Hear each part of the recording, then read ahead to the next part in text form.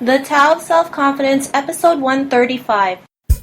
Welcome to the Tao of Self-Confidence, where I share stories of amazing women finding their inner journey to self-confidence 5 days a week. Get your free audiobook by visiting thetaoofselfconfidence.com. Well, hello friend. Welcome to the Tao of Self-Confidence, where I share stories of amazing women who have discovered their inner journey to self-confidence. I'm your host today, Sheena Yap Chan. And today I have a special lady on today. She has many tricks up her sleeve. You know, she's a business coach, mindset mentor, and she also has her own podcast, which is called The Joy Patrol Show. So, you know, I'm really excited to have her on and share her story. And without further ado, I'm going to introduce you to Kristl Yuen. Kristl, how are you today? Maybe you can fill in a little bit more about yourself to the listeners. Hi, Sheena. Thank you so much for having me. So, I do business coaching and mindset mentoring, and I also do life coaching and host a podcast with my partner. So my big passion is helping people who feel like they are not enough, or they've been othered, or feel like outsiders, you know, find their self-confidence also. So that's my passion, whether it's in business or in life. Awesome. Well, thanks for sharing that. And what's your cultural background? I'm half Chinese and half white, and I was born and raised in Hawaii, so that's a whole nother cultural thing, as you know. Yes, totally. You know, I'm currently in Hawaii, and I love it here. Yeah, it's lovely. It's amazing. So thanks for sharing that. And Kristl, what would be your favorite self-confidence quote? Well, I've been going on a Brené Brown binge lately. So she has a quote that says, "You either walk inside your story and own it, or you stand outside your story and hustle for your worthiness." So I love that, because it evokes that quality of when you don't have confidence, it feels like hard work to just even meet other people's expectations and to just go through your life. Whereas when you really own your own story, it's easier. I love it. And I totally agree, right? I mean, especially, you know, like as Asian women, we're always like told to please others because, you know, it's what we've been told to do. And it's not like there's nothing right or wrong about it. It's just that's how we were brought up. But, you know, the more we realize that we are worthy, we can go out there and do so many amazing things and not really care what other people think, right? So that's a great quote. And I love the last part of it where it says hustle for your worthiness, because we have to go out there and really hustle and show people that we are worthy. Well, not really show people, but show ourselves that we're worthy, and it'll just attract the right things into your life. So thanks for sharing that. And, you know, in your own words, how would you define self-confidence? I would define it as a deep knowing that you are worthy simply by existing. It doesn't matter.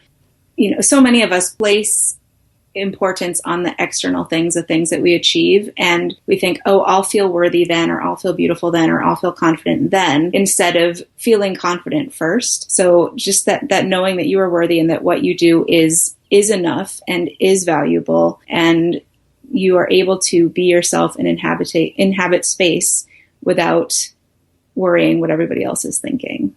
I love it. And it's so true, right? I mean, you know, those external parts that we seek for, I mean, it's just temporary, right? And when we learn to work, you know, from inside, and, you know, it'll track the things that will come to us, right? You know, yes. so many people out there just want to like seek for the secret, or seek for that, you know, that love, when we realize love is just all inside us, and we just have to ask like the right questions, and I believe the answers will appear. So great definition, and I love it. And you know, what was your life like before your discovery of self-confidence? I mean, I was miserable. I had severe anxiety and depression. I had some self-injury issues, and I couldn't trust myself. I kept thinking, well, when I lose weight, when I do this, when I do that, then everything's going to be awesome. Instead of realizing that when I learned to love myself, the confidence would follow, and then all of those things that I was seeking outside of myself would follow as well. But I always thought that, oh, something must be wrong with me. Like if things weren't working, it was because there was a problem with me, instead of realizing that I was worthy and beautiful and wonderful exactly as I was. And if things didn't fit, whether it was clothes or, you know, people's systems or whatever, it was not an issue with me. It was just I hadn't found the thing that was right for me. Thanks for sharing that. And, you know, it's funny that, you know, most of us, we always think of the worst things, like what is wrong with me, right? Mm-hmm. When we can just change that and start asking ourselves, what is right about me, right? Right. I mean, I'm guilty. I used to do that too, right? I was like you, like I would be like, when I have a boyfriend, I'll be happy. You know, when I get this, 6-figure job, I'll be happy. But it's like happiness starts from within, and it has to start at that present moment. And when you're aware of that, that's when more things can come. And, sometimes we have to learn these lessons for a reason, right? I always believe there's just like an underlying reason for us to think why things happen, right? Why you're at this moment or this timing. And it's just, we just have to learn how to be aware of it and find the answers to it. So, what was that aha moment in your life when you realized, you were worthy and, you can do the things that you wanted and you didn't have to worry about what other people thought of you?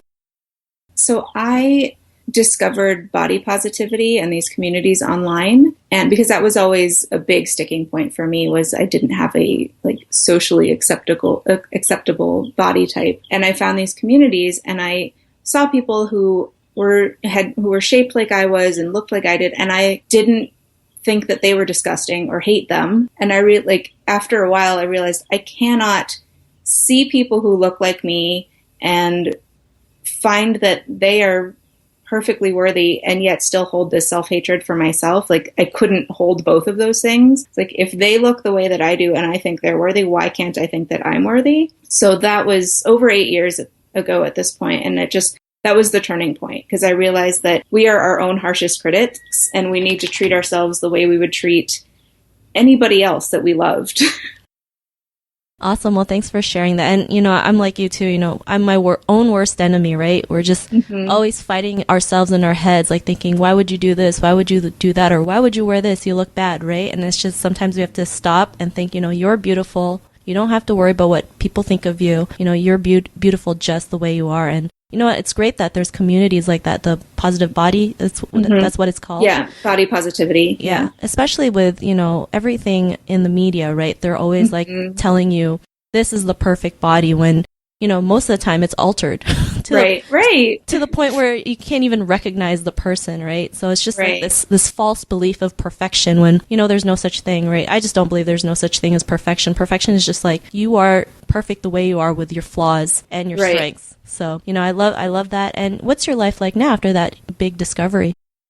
It's awesome. I think the biggest thing is that I no longer think that something's wrong with me when things don't go the way I expect them. I think, okay, well, what can I find that is a better fit? So it doesn't turn into this negative shame spiral of, oh, I'm awful, I'm terrible, like this system didn't work for me, this coach didn't work for me, this, whatever didn't work for me. Instead, I think, okay, that wasn't the right fit. This is what I learned from it, and I move on. So prior, I used to just have this horrible spiral where everything ended up with me being the most terrible person on the planet and just completely unworthy of love or success or anything. And now it's just like, oh, that was a lesson, moving on. So there's just so much more space in my life for joy because I don't spend so much time hating myself, which is huge.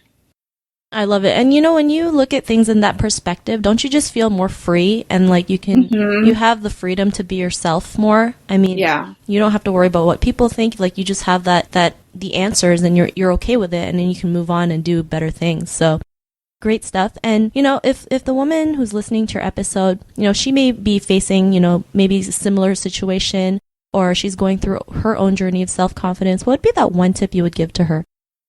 To find support. And that can look a number of different ways. It can be a coach, a mentor, a therapist, friend, teacher. For me, it was online communities. And then that branched out into friendships, people that embodied what I want, like what I wanted to feel, but also had been where I was and were open to being vulnerable and sharing their stories so that I could see that, oh, this person has been where I was and they are now where I want to be, and they are comfortable with their bodies, they're comfortable in themselves, they're confident, they're able to ask for what they want, and there's this sense of joy and freedom around them.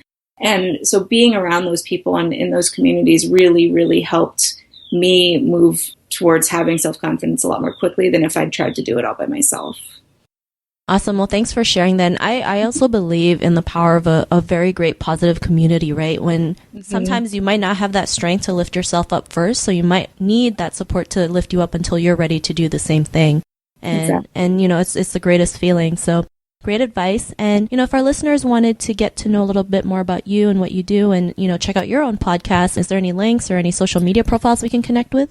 Yeah, so I have a coaching business with my partner Rachel, and our website is kristalandrachel.com. We have a Facebook group, which you can get to through that website. It's called Joy Patrol with Kristl and Rachel. And then our podcast is the Joy Patrol Show. And the whole idea behind that is that the community is the Joy Patrol. So they work together to lift each other up and spread joy wherever they are. So online, offline, the whole goal is to have a safe space to feel your emotions. So it's not just like you have to be happy all the time, but it's a safe space to really dive into, this is how I'm feeling, so you can move through it and create space for more joy. And then to also give people an opportunity to lift each other up as well. So those are the best places. I'm on Instagram and Snapchat and Twitter and Periscope at Kristl Yuen. So it's pretty easy to find me.